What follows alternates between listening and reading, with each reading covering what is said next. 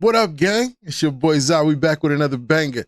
This is going to be a good one, especially for my newer growers. I know a lot of times we get a little complicated with the language and terminology, so I wanted to give something to the new consumer and something a little bit more one-on-one. So this is going to be for the newer grower or the breeder, and we're going to get you pointed in the right direction. So if you're an aspiring breeder or you plan to be a master grower one day, this is Breeding and Growing 101, where I'm going to give you a couple tips out of my personal arsenal that I know will get you pointed in the right direction.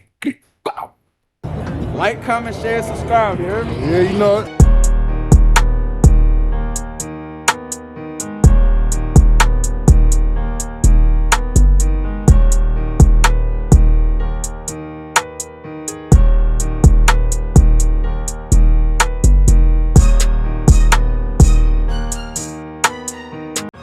All right, so first thing off top, one of the most important things you need to plan out is space. You need to plan out your space, man. You got to know where you're going to be putting all these big tents and all of this stuff, right? You got to know where you're going to be starting your journey. So you want to plan out accordingly and you want to plan ahead, right? And the best way to do that is by measuring your space, planning it out, whether it's a closet space or whether it's a room, or, you know, whether you're using a tent or you're filling up the room with lights on the ceiling, whatever it is, just plan it out accordingly, man. Make sure you take your time, plan ahead, do your research, man. Research is everything. And there's so many tent people on the market, tent companies on the market. I definitely urge you to check out acinfinity.com, man, and use code Team ZaZa for the best tents in the land, man. 2000D. I'm not just making it up. The thickest tents on the market, man. 2000D. Best tents on the market, man. So use code Team ZaZa, get you a discount on them tents. So other than that, plan out your space, man. Get you started in the right direction. Make sure you're not caught off guard by some unwanted measurement issues. All right. Genetics. Genetics is super important. All right, so you gotta start with something that's really stable. I stress this and I can't stress it enough. And what I mean by stable, I mean sexually stable, but not just stable within uniformity, meaning that there's no undesirable traits. You know, there's no undesirables within the line, but also something that you can trace back to ancestry. So we want to deal with strains that can be linked directly, and the easiest way from point A to point B is always a straight line, right? We want to take a straight line from what we create back to where it began, so that we can have good information to provide for these customers, and we can have a good starting point to make a good strain, not something that's going to be unstable and wacky and hermaphroditic and all of these issues, undesirable traits that a lot of breeders just overlook when they start this process, man. We want to get you started in the right direction by making sure you use cultivars that are very stable, most importantly, sexually stable. So we breed for three things. We breed for three things: quality, yield, and resistance. You gotta be, so there's a lot of other subcategories that fall under the three, right? You know, quality, you can talk about terpenes and, frostiness and all of these things, right? So it's a ton of things that fall into good quality, right? Yield is yield, right? We know what big yield is. And then, right, for resistance, we got a lot: mold resistance, pest resistance, resistance to drought, you know, resistance to certain diseases. You know, you got hops latent virus. We're gonna do a video on that next, kind of getting people, educating them on hops latent virus and how it's been running rampant and how you can prevent having your garden infected or falling victim to the hops latent virus. And if you want to see that video, get this video to 100 likes, man.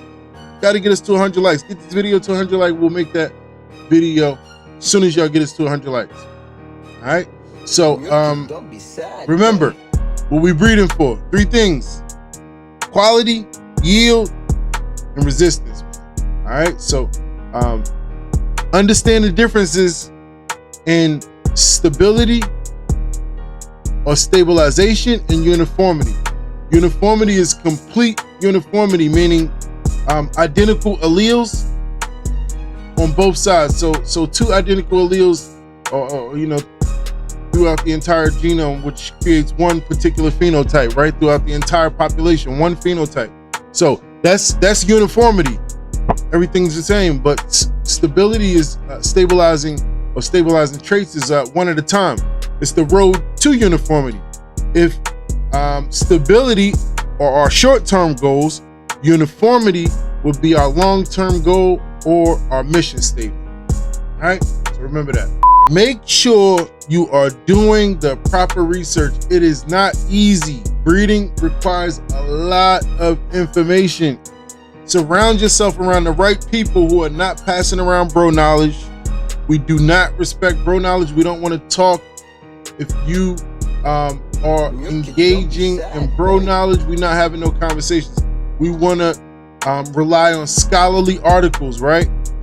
When it comes to breeding, make sure that you are relying on scholarly articles, and most importantly, knowing that you have good information literacy when it comes to researching, and good researching ability and information literacy to know that the information that you find on the internet or from other people is reliable information, man. Come on. We gotta rely on good information, and that's why I always recommend scholarly articles. So hit me in a DM, hit me on Discord, hit me on my website, ZaZagenetics.com. If you need help with scholarly articles, meaning articles that are based, that are from colleges, universities, they've bypassed certain other people to verify that it's good information before they put it out on the internet. So it's not like Google, where you Google something, it's a ton of information where everybody could be just making up stuff. But scholarly articles are going to be factual, information-based articles, whether from magazines or from research that was done at universities, whatever it may be. So those are the type of videos and information that we focus on when we think in terms of breeding. So a lot of those articles you're going to find outside of the community that we live in, right? The plant community that we live in. You'll have to go to a more vast option, like vegetables or animals, or you'll start to see that those scholarly articles, because that's where things are legitimate and legal at.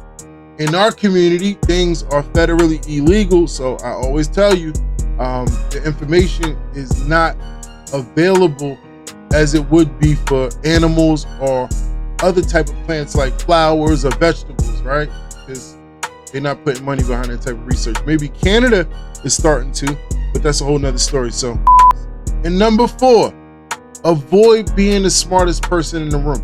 This might be the most important one. And you're like, dang, how that got to do anything with breeding?